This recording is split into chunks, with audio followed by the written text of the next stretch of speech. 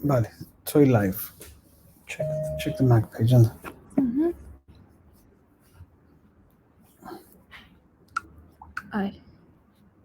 I'm on the Mac page. Vale, anything live? Yeah. Supongo que aquí puedo. Si le doy ahí. I'm gonna press 3. Doesn't want to play. Maybe if I scroll down. Ahora.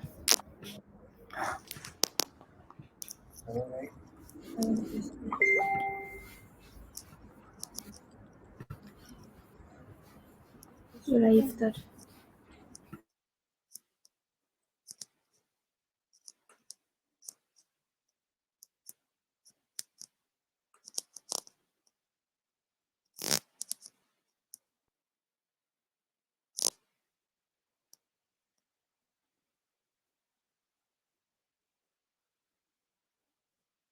¿Qué pasa?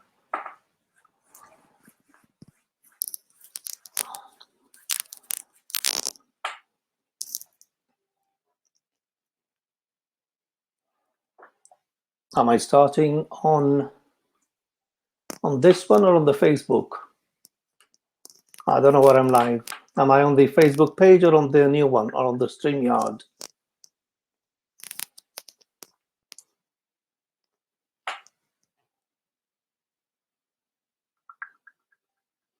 Okay, so I'm on StreamYard, so hopefully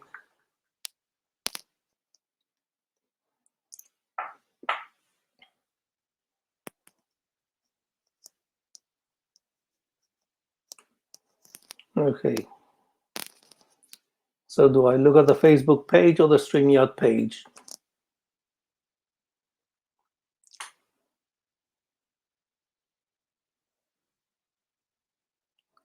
Kelly or the technology?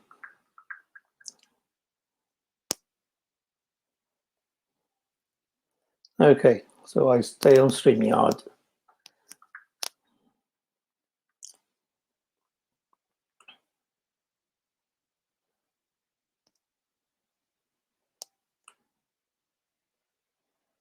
Okay, I'll just wait, see what's happening, because I can't see any questions on the Facebook page. Sorry, folks, if you're tuned in, the usual technical issues.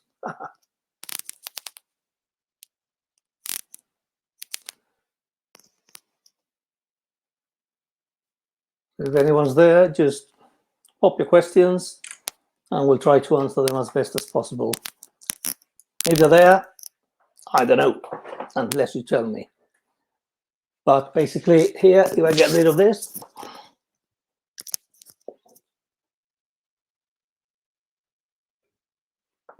there we are.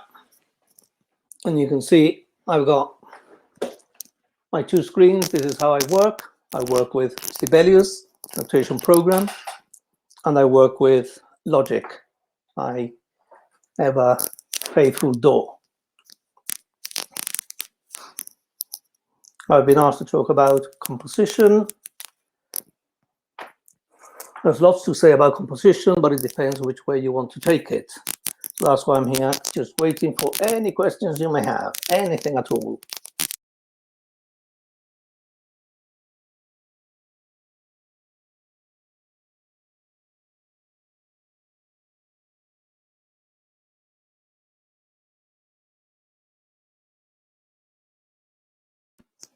Okay, so I've unmuted that. Hopefully you can hear me. As I say, we're just waiting for any questions you may have, about composition, about music in general. Anything you want to get to know me better in any way, just shoot ahead and we'll see. I know it sometimes takes time for people to join us. No,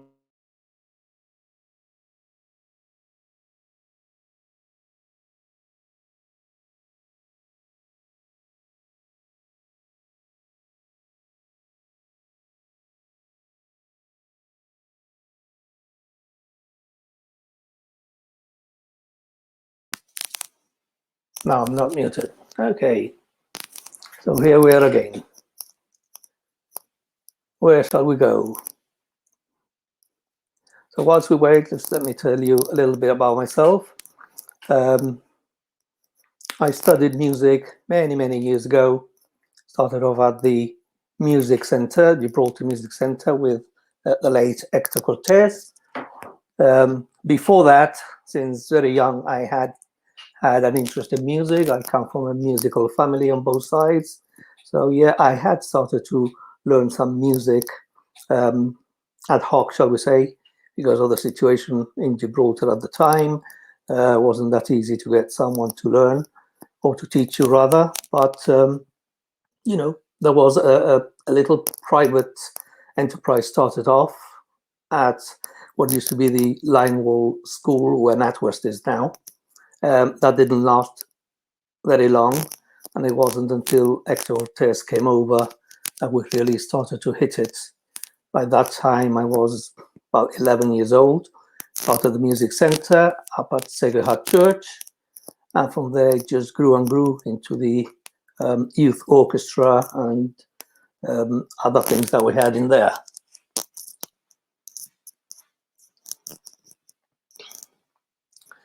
Let's see, questions for me. Where are these questions?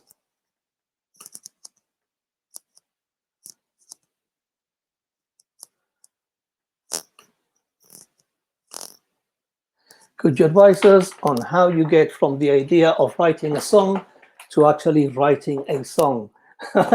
Well, I can tell you about getting an idea for a piece of music. Songs as such, I don't consider myself a songwriter, but I suppose that the ideas can be transferred to any sort of music. The first thing is the easy bit, and that is getting the idea. The difficulty is in developing those ideas. When you talk about a song, there are two aspects to it. I won't talk about song, but rather lyrical music in general, because it refers to song as in the contemporary world of music, you know, pop songs, rock songs, and so on. But it also refers to choral and stuff like that. So, okay, let's have a quick jump at it. Let's look at the lyrics side. When I've tried to write a song, and as I say, I'm not a songwriter, I find it difficult to come up with lyrics, but it's a question of, you know, brainstorming. Through brainstorming, you come up with ideas for what you want to actually say in the song, whether it's, as I say, a pop song, whether it's a choral song. Just get the ideas, and then you put those together.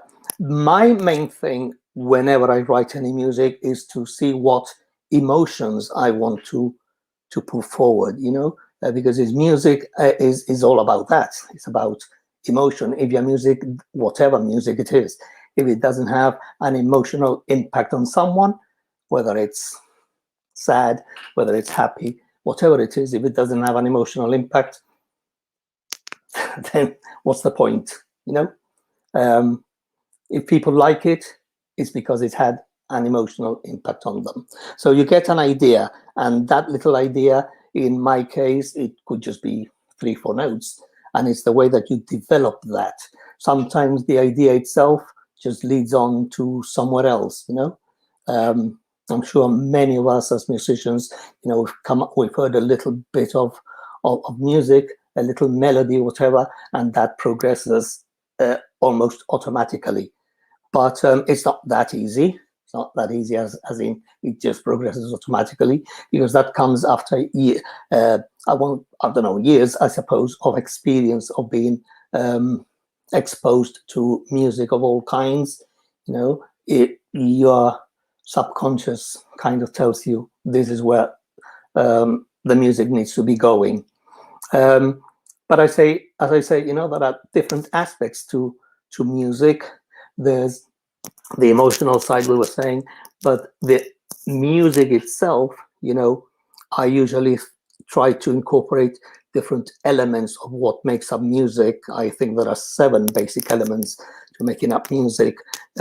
One is dynamics, you know, what are the differences in loudness and softness that you're going to have throughout your piece of music, whether it's a song or a piece of music, doesn't matter. It applies equally the same.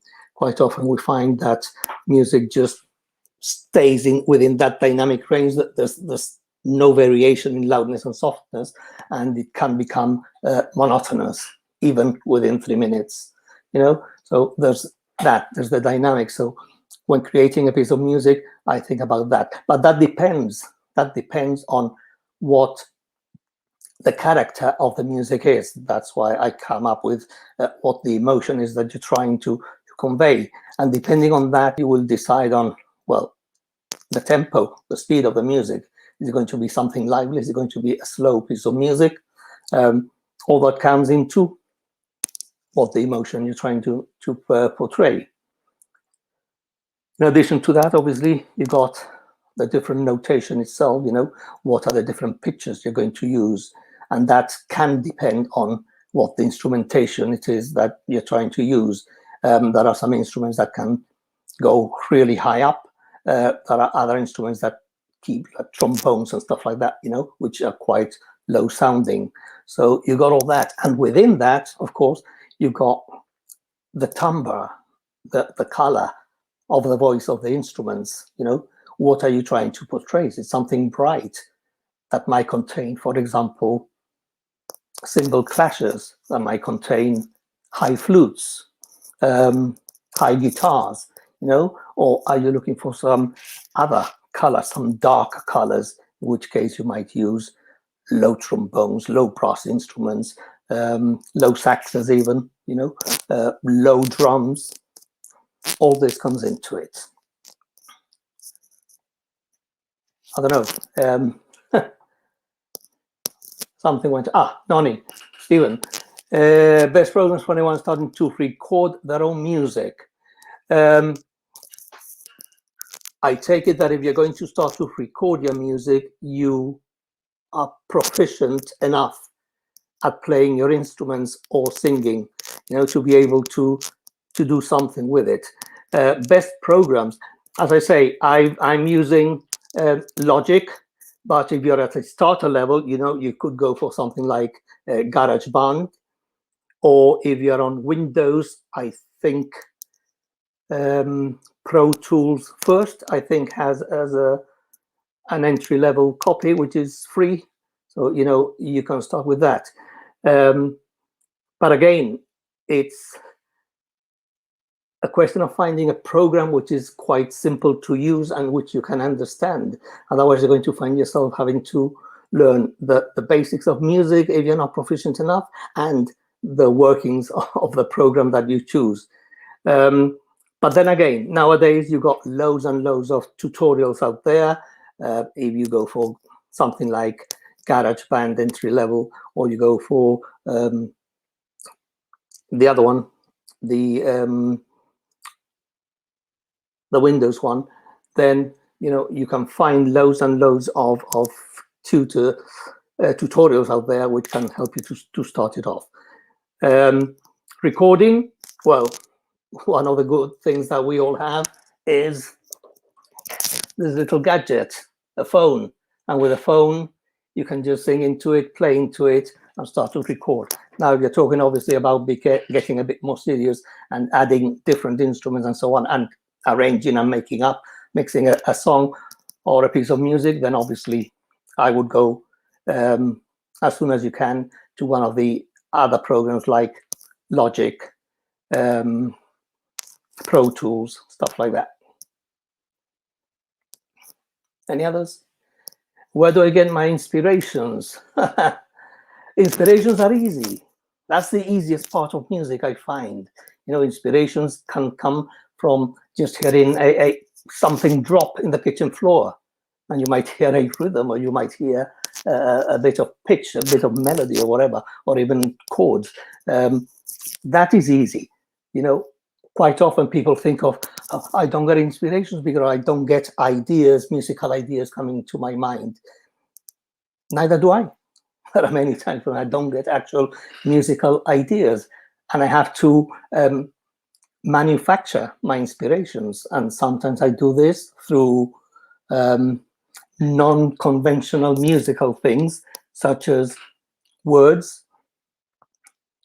such as numbers, mathematics. Yes, I know there are people there who always said to me, oh yeah, music is mathematical, you know, it's all about numbers. Well, it's not that it isn't about mathematics, because obviously sound is mathematical. Sound is vibration of air, and depending on the frequency at which it vibrates, it creates the different pitches, the different notes.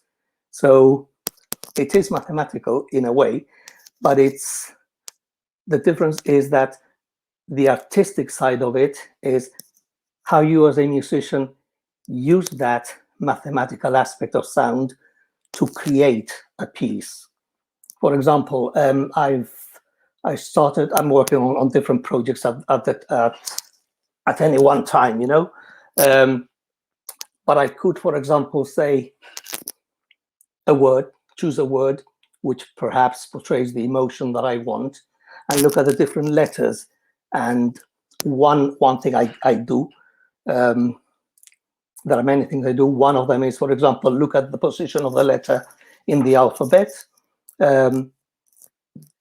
double that number, continue to double until I get a number which I can refer to a frequency of notes, okay? And that gives me a note for that letter.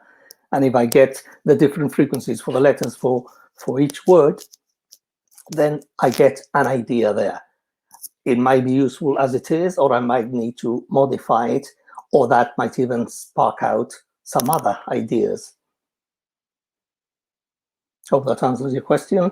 That's just one way in which I get ideas rather than inspirations. Inspirations, for example, directly referring to inspirations, I got a piece called 343. The inspiration for that, or the urge to write a piece for that, came from a visit in New York. I was in New York and I went to visit Ground Zero, and I saw there, you know, all the people who been affected by it, or people who had died, and I found that there were, it actually said there, 343 firefighters who had died in 9/11. So I took those numbers, 343, translated that into music, you know, the third, the fourth, and then the third note of a scale. And that gave me the first three notes. And from there, I built up my piece of music. It's called 343. It's for wind band or military band and the bagpipes. And it's a tribute to those who fell on 9/11. It's up on SoundCloud if you're interested. Any more questions? Or if you have additional questions to that one, please do so. Who are my favorite lyricists? I don't have any one in particular that I aspire to.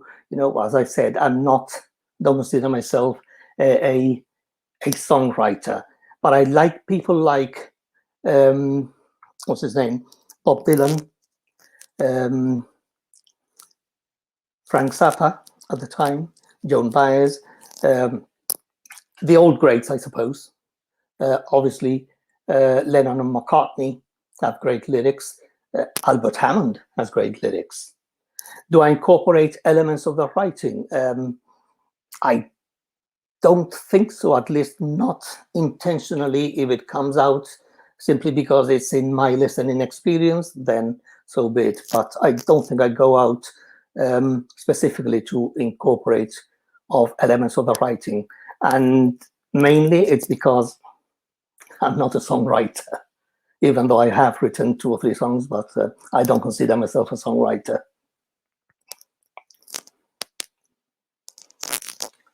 Would you consider your role models as a former teacher? What would you like to see in schools' music departments? My role models, well, my very, very role model is the late Hector Cortez, my former inspirer of music, my tutor, my mentor, sadly long gone. But he's my role model. I would aspire to be even a quarter of what he was like. As a former teacher, what would I like to see in the school's music departments? Well, I think that things are beginning to happen. You know, I remember many years ago, I started to introduce keyboards, you know, the small Yamahas and so on. And that was quite successful. But with today's technology, I think that most teachers, at least at secondary level and some middle school levels, are going the right way, which is to introduce music technology. I mean, music technology helps you so much, both in just making music and in learning about music. So that's where I would go. What would I like to see in music departments? I would like to see that more music technology. Hope that answers you. I have heard that you sell and produce music outside Gibraltar. How can someone do something similar? There are two ways you can do things like this. And then again, even though I sell and make music for outside Gibraltar, doesn't mean I'm making a fortune out of it. In fact, I'm making very little money because the competition out there is so great. It depends on the quality of music. You know, how can someone do something similar, you ask? Well, depends on the quality of the music itself, you know, the piece of music that you're writing. But nowadays, it's turning more and more, and particularly during this past year, you know, when we haven't been able to get live musicians together, it's getting more and more into virtual musicians, using the DAW, using your sample libraries to produce that music and make it sound good enough to be accepted. Remember that nowadays, much of the music we hear on commercials and on TV serials, and even in big film productions, is actually done with this. That there are many who use live orchestras, yes, there are people there. People who work for companies and multinationals who have loads and loads of money and can afford it. But even there, you find that there is a combination of live musicians, and to hold back on monies, they complement that live orchestra with sampled music or virtual instruments. How can do something similar? How can you do something similar? Well, it's a question of networking and getting your contacts from out there. As far as selling music as in a stock library, that came about because, you know, I had my music in my computer and I felt it's doing nothing there. Let's try and get it out. And so I looked around in the internet and I found stock music libraries, and I applied and I was accepted. As I say, it's not something that is happening, that is selling a lot, because you need to actually produce a lot for them to take you on as special for them. And then, of course, if I want to get my music played out there, it's a question of looking for requests for music submissions. That's how I got one of my pieces 2 years ago now, played in Dallas, in Texas, by a wind ensemble rather, not a wind band, a wind ensemble. Another piece, again, I submitted for there was a request for submissions for a small ensemble, what they call a Piero ensemble, which is violin, cello, flute, clarinet, piano. Again, I saw the advert for submissions, so I entered it, and it was chosen, and it's been recorded. It's down on Ablaze Records, and that's how I've been going on. You know, looking for submissions. People want submissions. If you try to go directly to publishers, they would probably say, "No thanks, we've got our own scouts," and they will go around looking for what we want. The way it is. Also bear in mind that I feel it's much more difficult for someone in my field of music to do something and be successful than for pop rock groups, that kind of music, to make it. Because not because one is better than the other or easier or not or anything like that, but simply because in rock and pop, I just call it popular music, you know, or this contemporary rock and pop music. For me, it's just popular music because, which means it's popular, people like it, you know. It's much easier to get in there because simply because the turnover is much greater. You don't see nowadays big hits lasting for weeks and weeks and weeks and weeks, you know, just last few weeks, then something else gets to number one, something else, something else. It's all the time turning round. Whereas in the type of music that I do, there isn't a large turnover. You know, it's there. It's got to be accepted by an orchestra. It's got to be played, and it's in the repertoire, and it gets played today, gets played tomorrow, gets played next year, gets played in 10 years' time. It's still, that music is still valid. It's not like nowadays, no matter how good a song is, it has to be exceptionally good to last all those years.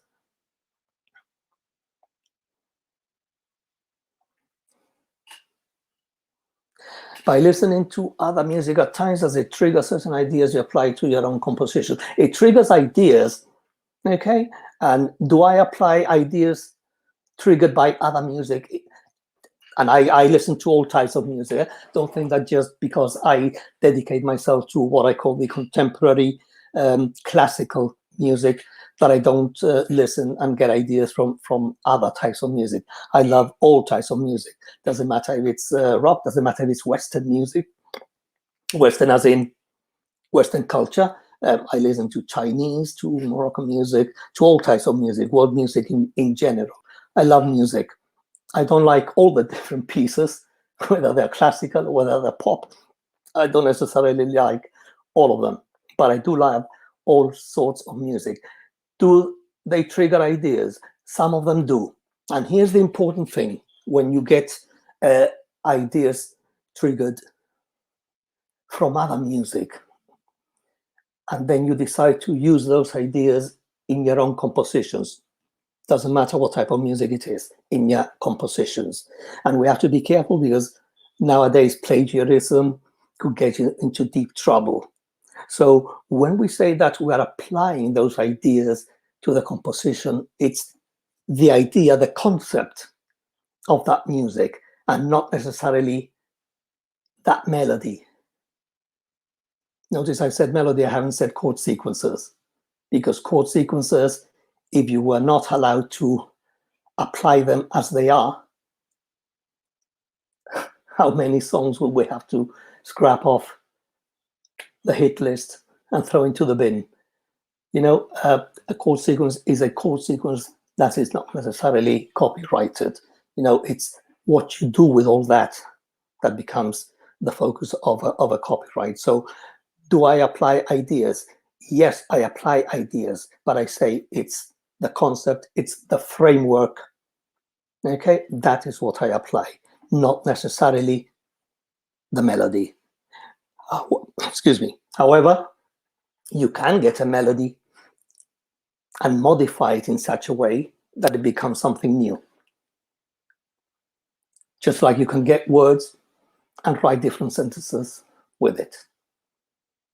Okay, nice one there. Any more?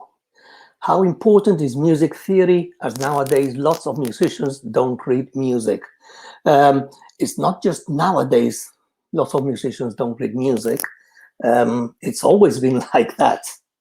It's always been like that. You know, what you need to ask yourself is,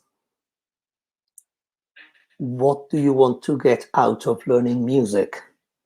What do you want to get out of playing music or even listening to music? You know, there are three aspects to music. One is listening. Do you need to know music theory to be able to appreciate it? You don't have to, but you have to know about music to be able to appreciate it. You know, some people say to me, how can you like atonal music? Well, why not? Oh no, that is just discordant and oh, it makes no sense. Well, it might make no sense to some people because they don't understand it. So in that sense, you know, knowing about music, different types of music, it is important. Specifically in reference to what you're asking me, nowadays lots of musicians don't read music, and neither do they need to. I know a number of local musicians who are fantastic, but just show them one of those dots and they say, just flies on a page, you know, as we say. It is beneficial. I think it's beneficial because by knowing theory of music and knowing about the theory of music, you can then see a bigger picture. And I suppose your question, though, it doesn't actually specify how important is music theory. Well, music theory, all of you who are listening to me know about music theory. You might not, some of you might not know how to write or read the dots, but you all know music theory because you know what chords sound well together. So you do know music theory. So is it important? Yes. Do you need to? I would break that question in two, you know. I would rather ask for the second part of your question. I think what you're replying is, do you need to know how to read music? No, you don't. I think it helps. I think it helps. But you don't have to.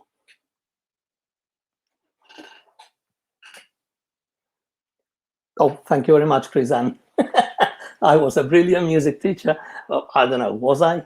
I only consider myself a brilliant teacher, whether it's music or any of the other subjects. I always say a good teacher is someone whose pupil is better than him.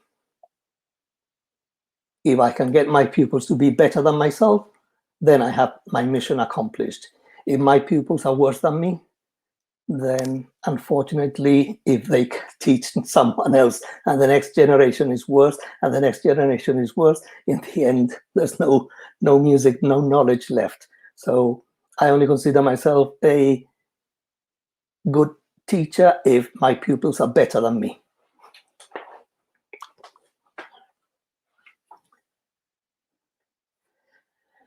Will we see a national orchestra anytime soon? You know, you've hit a bad point, a sore point there. You hit a very, very sore point. I hope we do. I don't know how soon, because as musicians, you all know that music is not as people see it, that we get on stage and we perform. That is quite a lot that has to happen before you get on stage, you know, rehearsals, but also getting to know your instrument, right? And I can see some good things going on, especially up at Gampa. I can see that there are orchestral music, orchestral instruments being taught.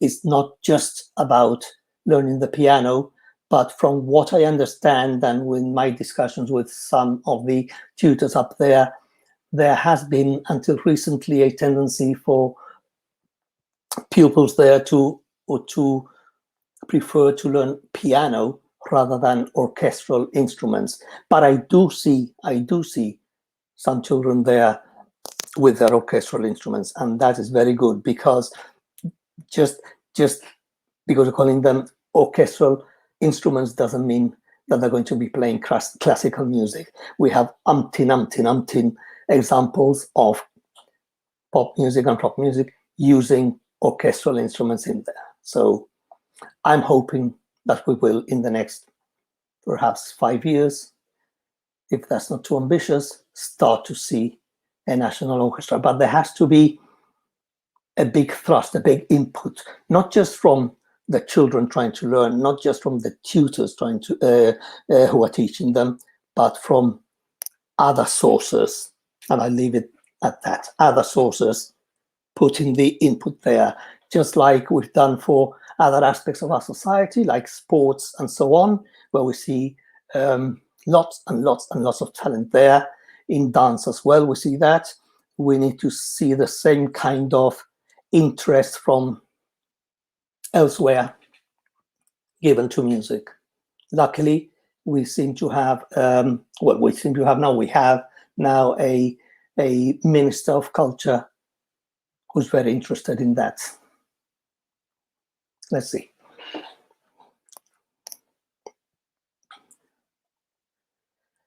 Hi, mi amigo Albert. Have you ever considered writing a symphony? Yes, I have considered. I haven't got round to it. There's a lot, and you know, a symphony, as you will know, Albert, is not necessarily a structure as the classical symphony. There are many other symphonies nowadays which have gone away from the classical form, even though there is an underlying retention of that, and definitely you need some structure there. But have I considered writing a symphony? Yes, I've considered writing many things. I've got an ongoing mass, which, as you know, is in basically 5 movements. I've got 3 of them done, 1 almost done, and the other one going round in my head. So I've considered writing a symphony, yes, and I considered writing many, many things, but there are too many things to do. There's family life as well. There's a work-life balance, and you know what it's like.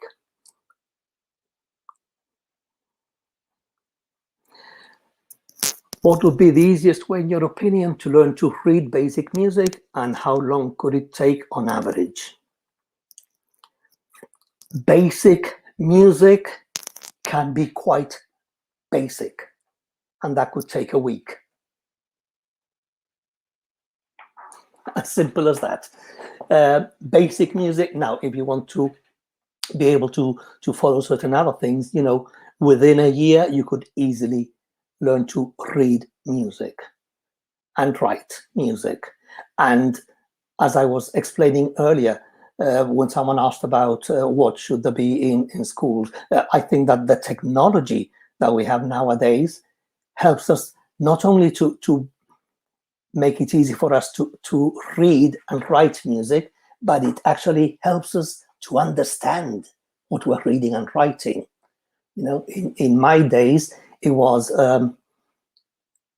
this is a circle, this is a semi-brief, it lasts for so long, and this other note shape is called this, and it lasts for so long, and there are so many beats to it, and that's the way we used to go through it. At times, there wasn't quite an understanding of what was meant by that. And it took us quite a bit of time, because when you were told that a certain note shape lasted for so many beats, and then you came across a different time signature is something that tells you how the bars, the measures in the music are organized, and how many beats there are in there, and what notes you can put. So when you came across a different time signature, you would probably play it the way you had been taught, and you would be stopped and said, no, that time signature, you don't read like that. So you had to learn something new. Excuse me. But directly on your question, you know, that there are so many aspects to learning music. But as far as basic music, and for basic music, I'm going to take it to be 2 things: learning about the rhythm of the notes and learning about pitch. I'm going to take it to mean those 2 things, right, as basic music. Then from there, of course, you can develop that into, as I was saying before, the different elements that make up music, as could be harmony, chords, progression of notes, and so on and so on and so on. But basic music, if you are really serious, few months will do it, and you should be able to start to read basic music after the first couple of lessons.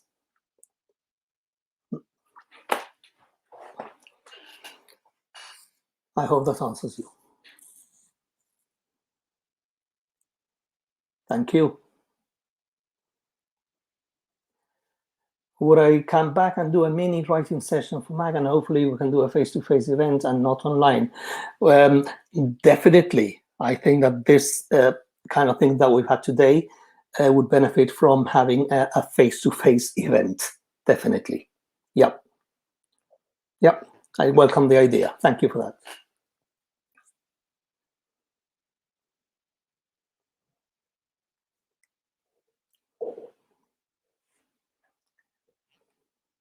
It's been a pleasure.